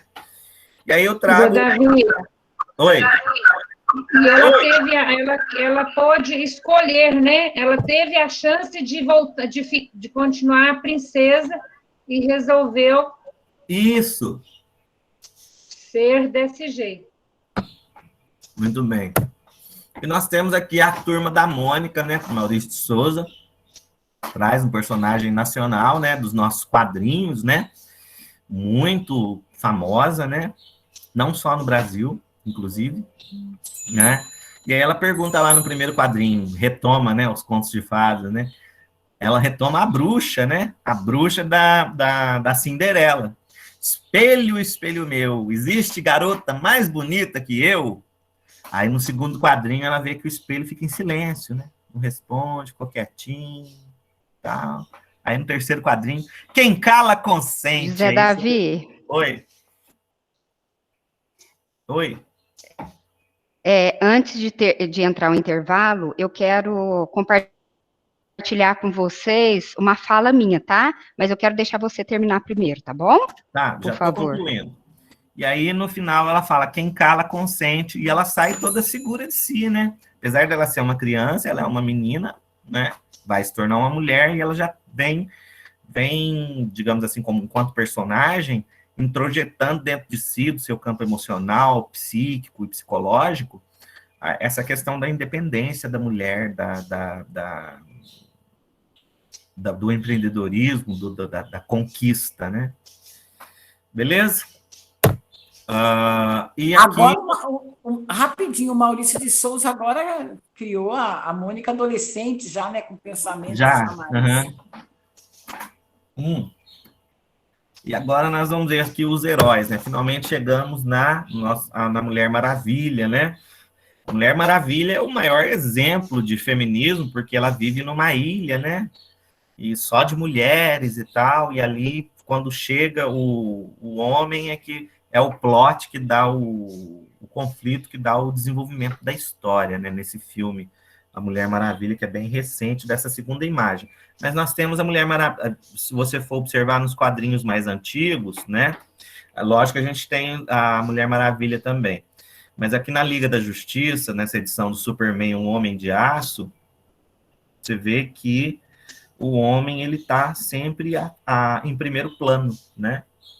O homem, ele está sempre em primeiro plano. Se você é um herói secundário, ou principalmente uma mulher, você é colocado aqui em segundo plano. E traz também os ideais norte-americanos, né? O homem de aço, é como se dissesse o país de aço, o país que possui o maior poderio bélico e militar de todo o planeta e tal. E as cores da bandeira, né? No uniforme dele, do Superman, tanto do Superman aqui, quanto da Mulher Maravilha aqui no segundo quadrinho. Ok?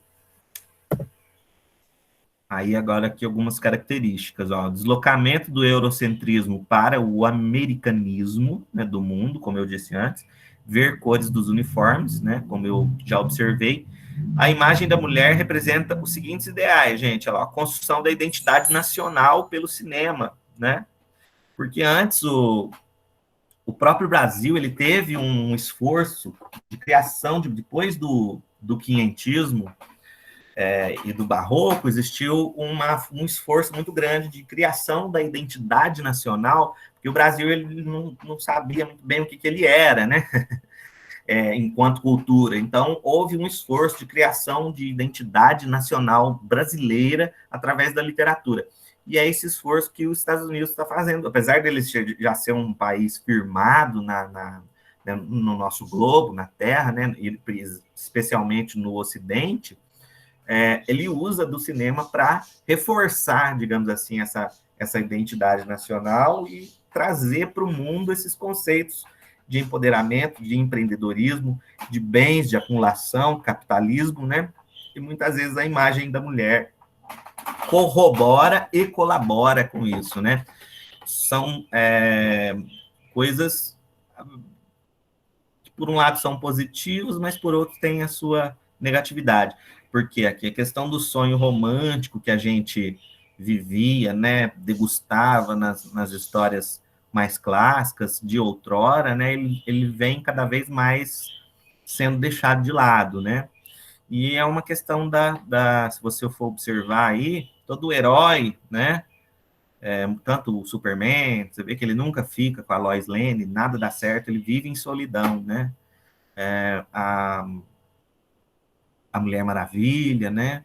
Essa solidão, a solidão do herói, né? O percurso do herói em toda essa trajetória, ela representa o isolamento daquele país, né? As fronteiras fechadas, né? Se você não faz parte daqui, você não pode entrar. Vê lá a atitude do Trump, por exemplo, de querer construir um muro ali, né? Entre o México e os Estados Unidos. Pode falar, Alessandro.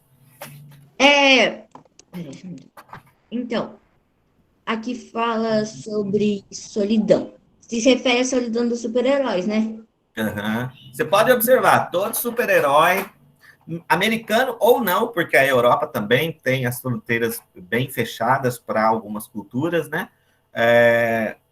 O herói ele sempre acaba sozinho. Homem-Aranha, Superman, Mulher Maravilha. Ótimo. A exceção disso que vem quebrar com isso é o Harry Potter. O principal é o Batman, porque o Batman é o super-herói que mais fica sozinho. Eu não entendi, repete, por favor. O principal é o Batman, porque ele é o único, podemos dizer que é o principal de todos que fica sozinho. Se você for ver no filme do Batman... Ele é o mais solitário, né? É. E os finais aqui nem sempre são felizes, né? Porque tem esse problema da solidão, né? No Batman Lego, no primeiro dele, no Batman Lego primeiro, lá aparece. Ele é sozinho. Só existe ele e aquele copeiro dele, o servo dele, o mordomo dele. No Homem-Aranha também, você tem uma cena num dos filmes dele que ele fica sozinho, ele sofre uma espécie de tentação do vilão, do mal, e ele se torna um Homem-Aranha negro. Você chegou a ver essa cena? Não, eu não assisto filme de super-herói. E aí esse Homem-Aranha negro, ele aparece numa grande metrópole, né, no prédio mais alto dessa cidade, ele está lá em cima, sozinho, né, e o uniforme dele se torna negro nessa hora. O professor. Oi. Agora nós já entramos no recreio. Tanto que só tá eu e o senhor aqui. É? Uhum. Não é não. Não é não. Não,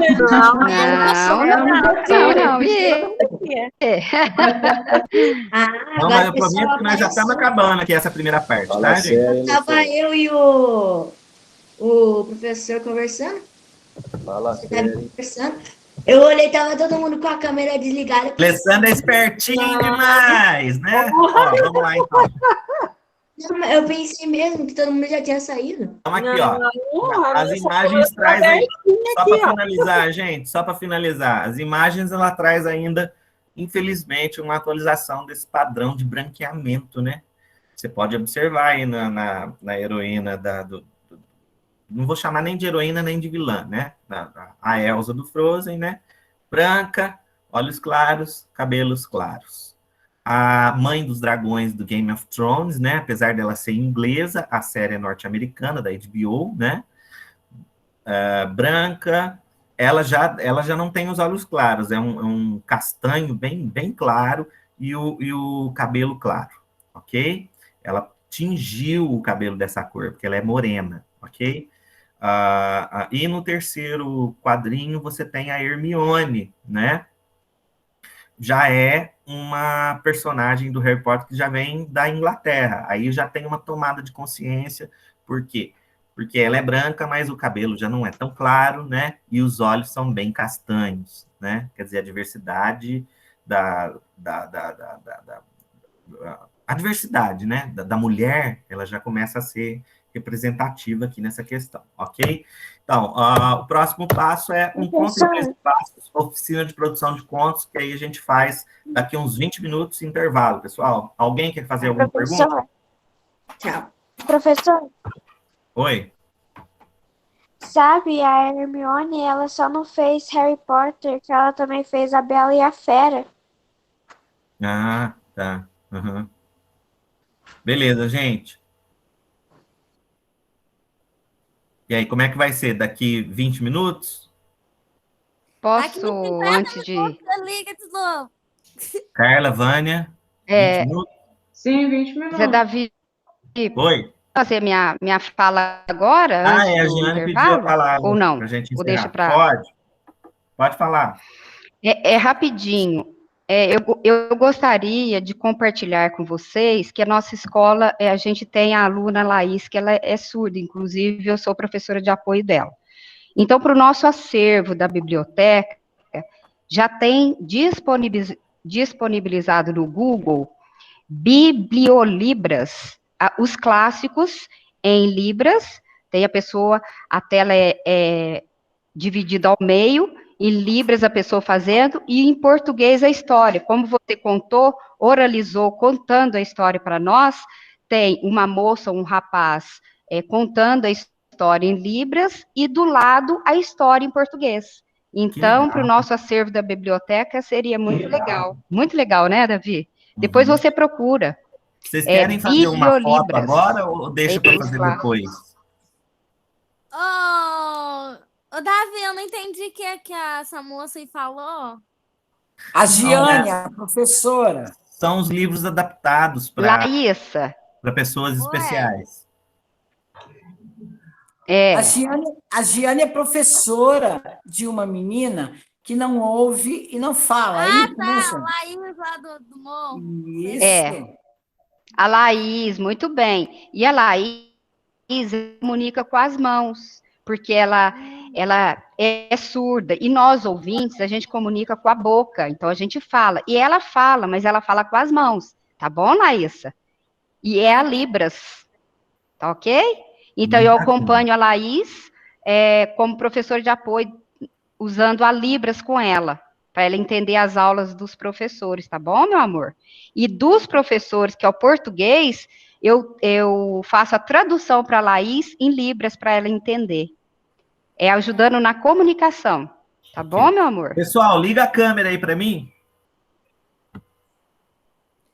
Todo mundo de câmera ligada. Você vai tirar a foto? Vou. Então não vou aparecer, não. Todo mundo ligou a câmera arrumando o cabelo. Vai, Laísa, parece sim. Põe o rostinho, Laísa. Vamos, gente. Tem gente de câmera desligada. Alô? Eu já tô com a câmera ligada já. A minha eu liguei agora. Ó, quem que é?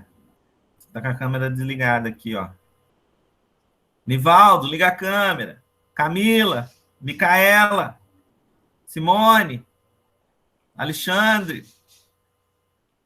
Ai, esse povo tá tudo desligado, é? Tudo desligado? Tá tudo dormindo. Sei. Simone. É porque quando a gente tá bonito, vocês não ligam pra tirar. A Vânia tá desligada, gente. Eu tô desligada? Não, tá não. Não, tá não. Tá não. Então é para mim, acho que a minha conexão não tá boa. Não tô vendo quase ninguém ligado. Ô, Cida, a minha internet, ela tá... Quando ela fica fraca, ela desliga a câmera.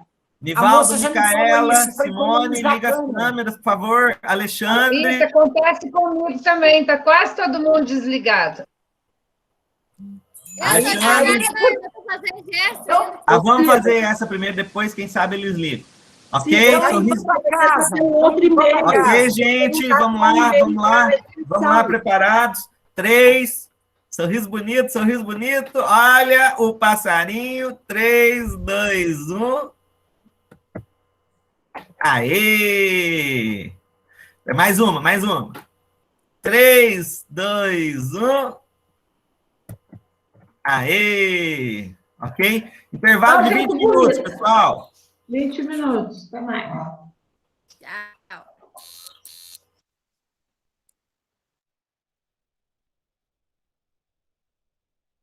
Não é para sair, não, galera. Só desliga o microfone e a câmera, que daqui a pouco a gente volta. Zé Davi. Oi. Para de gravar, porque senão fica muito pesado para depois rodar. A experiência lá da Copercamp. Tem que parar de gravar. Aí você começa de novo. Tá.